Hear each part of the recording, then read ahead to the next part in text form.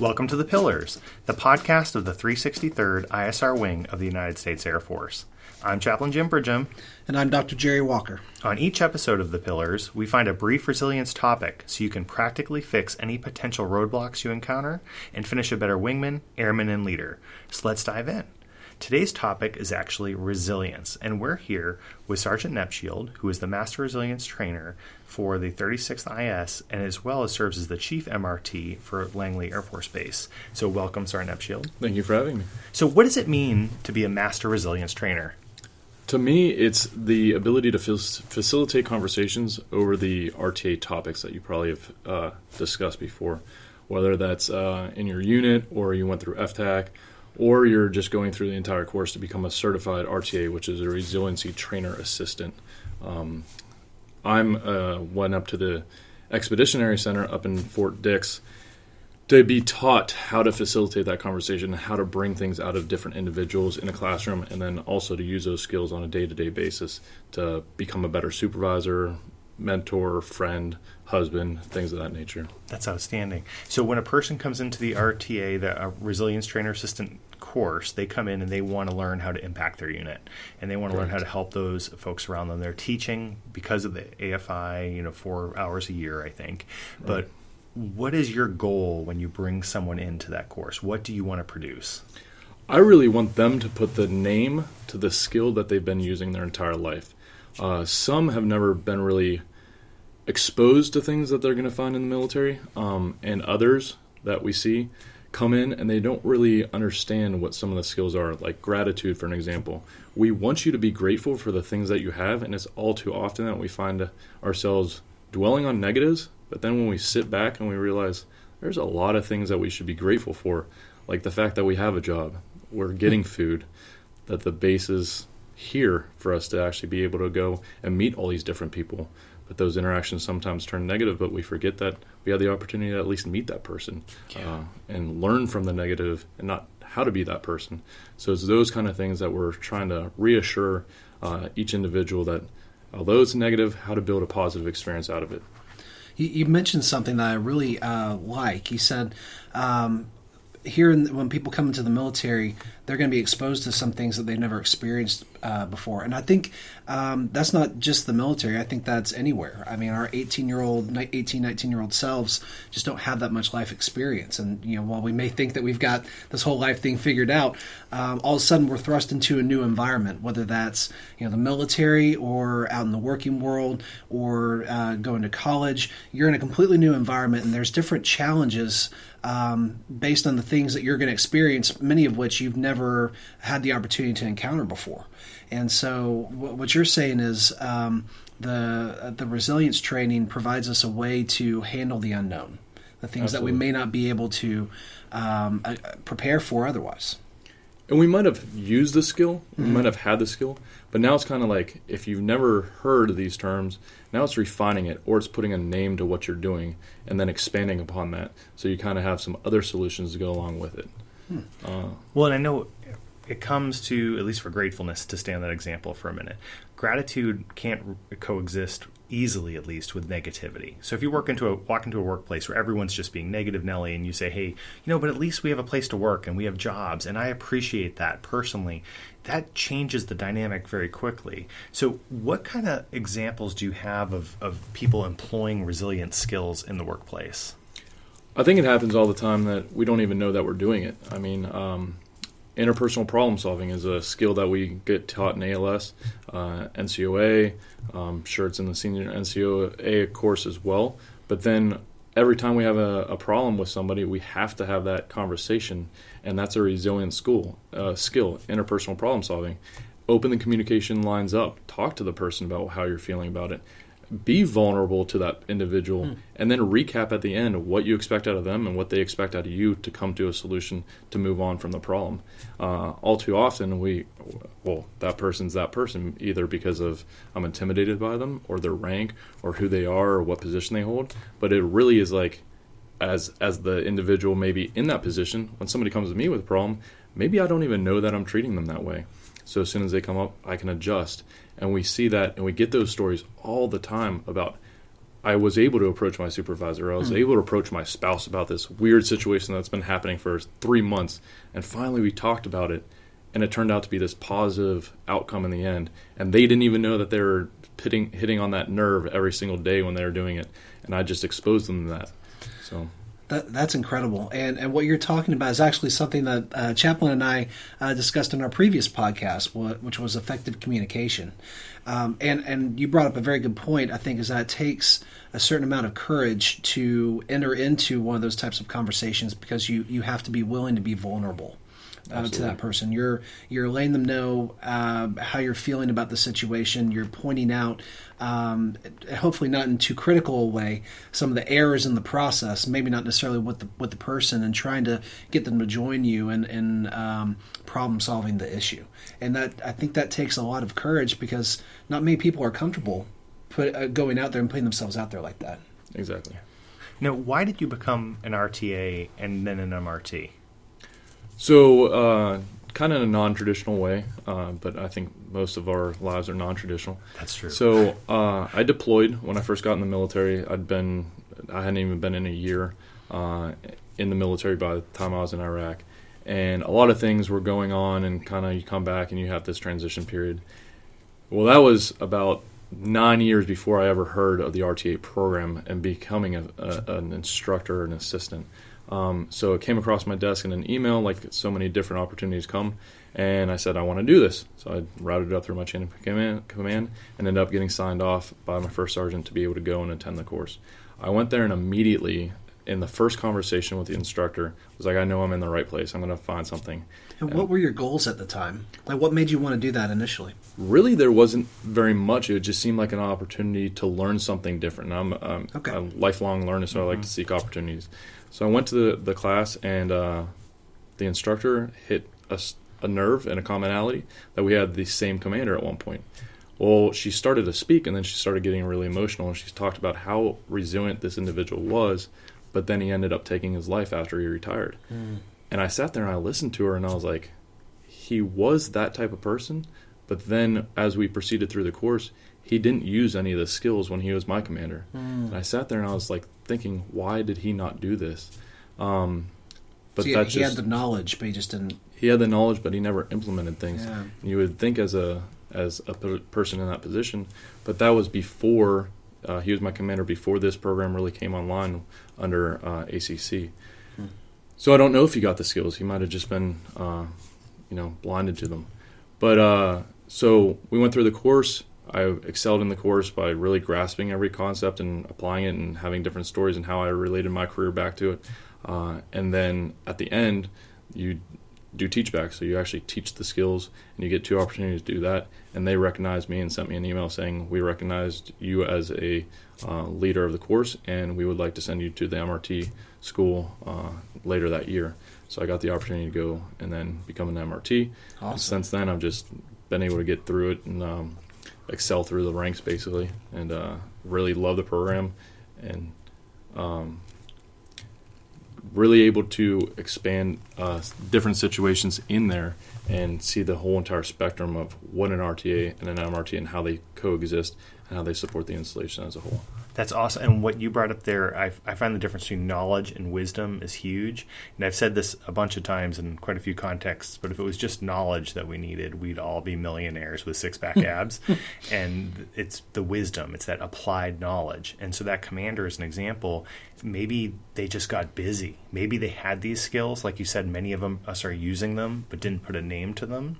And when we really needed those skills, they weren't able to easily recall it. That habit had just fallen by the wayside. But when we have a name to it, and we have people that remind us, whether it's this podcast or training that's provided by an RTA or an MRT, that helps us to bring it to the front when we need the skill. We all forget skills. Personally, I actually have, in front of me, I have a knee board from the Comprehensive Airman Fitness Program, but in my desk at work, I actually have one where I write down things that I want to know for that day. So all the key counseling skills I use, some key information for coaching, etc., I review those bullets every single day because we need reminders. We need to. It only takes me a few minutes. It's not like wasting hours, but we need reminders, and sometimes we serve as that reminder. And that's actually a skill set. I mean, mindfulness, taking some time to yourself and regrouping like you just talked about, that is huge.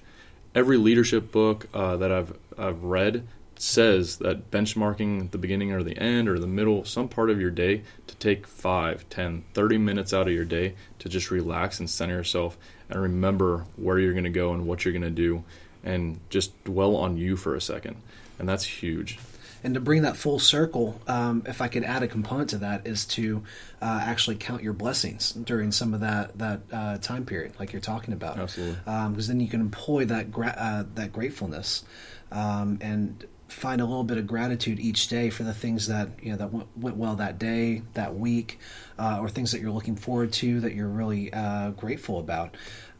There's actually been a number of clinical studies in the psychology field, positive psychology field, looking at the impact of that kind of gratitude exercise on people's psychological well-being and on their rates of depression, and it's positive indication for both of those issues. That's amazing. So if we had to, for the audience listening right now, we want to give them maybe one or two things. So if you as a master resilience trainer had the ear of these folks and you were just going to tell them, hey, try this one skill today. Maybe it's something from your own experience or something that you teach. What would be that one skill you could share with them today? For me, it's gratitude. I do like mindfulness to benchmark and take some time for yourself, but gratitude is the biggest one because we always forget why we're doing the things that we're doing, and we dwell on negatives versus the positives. And positive psychology and positive work environments are the best environments to be in, hands down. But that gratefulness, taking a second, realizing why we have the things that we have, even surrounded by the negatives. If you get fired from your job today and you can't wear this uniform or you can't go to work the next day, be happy that you still have a roof over your head or that you were able to enjoy a meal yesterday. Things that you can dwell on, that you have a support network, the smallest things, because that's how I've lived my life. Always go into a situation expecting the worst and dwell on each and every positive, and always has worked out to be the best positive situation possible. That's excellent. And for me, as I consider myself more of a behavioral psychologist, so I focus on what people do.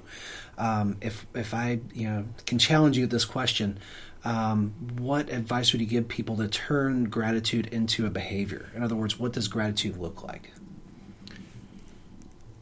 It's really, that is a kind of a challenging question, right? To me, it's listening. So if you hear somebody complaining, what are they talking about?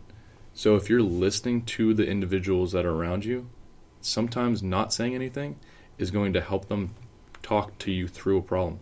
Because I've sat in a room and just stared at the person venting, and then when they're kind of done, just continue to stare, and they tell you more, and it opens up the actual problem.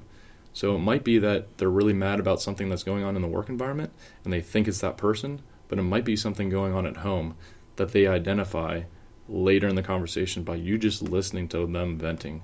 So it's taking that moment to just listen and be present for them. And then in that, it'll build a conversation piece that you can kind of take some clues and say, is this the problem or is this over here the problem? And 9 times out of 10, it's this over here that they didn't even realize was an issue that's becoming a bigger issue. Sometimes I call that the principle of the light pole. And if people come to my office for counseling and I do nothing but function as a light pole, what does a light pole do? They don't respond. It's a light pole. It stands there and provides light. And if we just do that and let people vent and talk to us, they generally solve their own problems. Like most people are competent enough and know everything to solve their own issue, no matter how complex. And we just provide light. And of course, I want to provide more than that, and encouragement, etc. That's my natural bent. I want to jump in and say, here's 50,000 things you should do today. But the thing is, what can we do just to be that person? And ultimately, by leading to gratitude, there's so many positive effects. Yeah, and gratitude is a great way to help people reorient themselves. And I like what you're talking about, and listening to people instead of jumping in and trying to help them solve their problems. You let them get to that point themselves, and then you can help them refocus from those negative aspects to not just the positive ones, but where they want to be and where they want to take themselves. To get to that point of gratitude. Would you mind starting up, Shil, if we asked you a few off-the-wall questions? Go for it. All right. What is something you believe in that other people think is insane? What is something I believe in Yeah. that other people think? Probably the lifelong learning, to be quite honest. I seek opportunities. I feel that I always seek out opportunities to do something different. When other people say, oh, we have to go through 4 hours of RTA training this year, or we have to sit through a resilience class, let's sit there. It's part of your job. Right. Yeah, and there's stuff stacking up at work, but there's always going to be stuff at work. So I like to go into situations just to see what the situations are. There's a meeting. Oh, let's go to the meeting. Okay. What's going to happen? So going to those situations has opened a lot of doors, and I think a lot of people that find themselves stumbling through either a career or situation, it's because they're closing a lot of doors by not going to something or not taking the opportunity to do something different. So I like to expose myself to as much as possible to see if there's anything else out there. Is there anything new that you're challenging yourself to learn right now? Well, actually, right now I coach motorcycle safety for the state of Virginia. Okay. And they asked me about a month ago to become a quality assurance reporter. So I went through that course. So now I have to speak in brevity terms on writing reports, which is something I struggle in the military is writing anyways. So it's opening that door and exposing myself to something else, and going through the course opened me and exposed me to the legislative part of how the DMV structure works with a motorcycle safety program and a whole plethora of other questions that I've had for the instructors. So it's an excellent opportunity to see how huge legislative and government works on the outside. So I was awesome. Absolutely surprised by that. Which is great that you got there from just open doors and pursuing opportunity after opportunity after opportunity. Yes. Awesome. Okay, one more question for you. If you could have one gigantic billboard anywhere with anything on it, what would it say? Smile. This is actually, I went to a suicide awareness convention last year, and a individual, I'm horrible with names, so I don't remember his name, but I remember his story. He was on the Golden Gate Bridge, a bus to the Golden Gate Bridge, and he traveled back and forth once he got to the Golden Gate Bridge, contemplating suicide. And on the bus traveling there, he was just bawling in tears. And he said, as he walked back and forth across the bridge, he was still eyes red, tears still on his cheeks. A group of people stopped him. He's like, this is going to be opportunity. And they said, can you take a picture? So he took their picture. And then he walked about another 5-10 feet and jumped off the Golden Gate Bridge. He survived his fall. And when he was rescued in the hospital, when they were asking him through the doctor's appointments that he had and surgeries and things because he broke a lot of bones, they said, what did you want that day? And all he wanted was somebody to smile. And if you sit there and you think about that, that's so simplistic. But when he was on the bus crying, he said the only thing that he remembers hearing is some guy goes, what's that guy's problem? And instead, that guy could have turned and just smiled, and everybody else would have smiled with him. And it's just that simplicity of that act changes people's attitudes all the time. So it's actually one of the times in RTA course that I say, at some point, everybody just turn to the person next to them, give them this weird toothy smile, and everybody starts to smile. So it's great. It's true. And emotion is infectious, especially positive emotion. So just a simple smile from one person can be a catalyst to changing the entire atmosphere. Absolutely. Yeah. Well, we want to thank you for what you do, and we know if people are interested in becoming either an RTA for their unit or an MRT eventually, that they could contact the base, they could contact you, they can go through their commander, chain of command, and kind of make that request. And I would encourage folks, especially if you're on the Langley campus, although I believe we're pretty low everywhere in the Air Force, to pursue this opportunity. It does not take a lot of time per year to do this. And it's great skills to have for yourself, and you will find very many ways that you can actually help other people learn these skills, either back home or back with your unit, or just people you randomly encounter throughout your life. There will be opportunities where you'll remember some of these skills and be like, I can use that with this person. I can brighten somebody's day. I can help somebody with this issue they're experiencing. Immediately very rewarding. Well, and finally, we want to thank you for what you do. We know your job is not easy. We know that you work long hours and that this can be all-consuming. But we appreciate what you do, and we're there for you. If you ever need us, you can look us up in the global address list. You can find us through social, whatever you need to do, but just reach out to us. And if not, reach out to someone next to you. We're here for you. Have a great week. Bye.